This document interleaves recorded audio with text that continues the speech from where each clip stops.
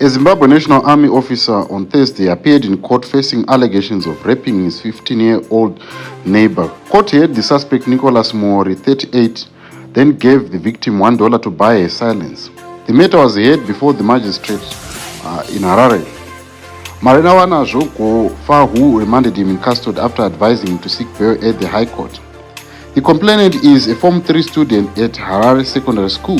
According to the prosecutors, sometime March last year, the teen was alone at home when Mori approached her home dining room. Court heard the girl ignored him and went into a bedroom with Mori following her.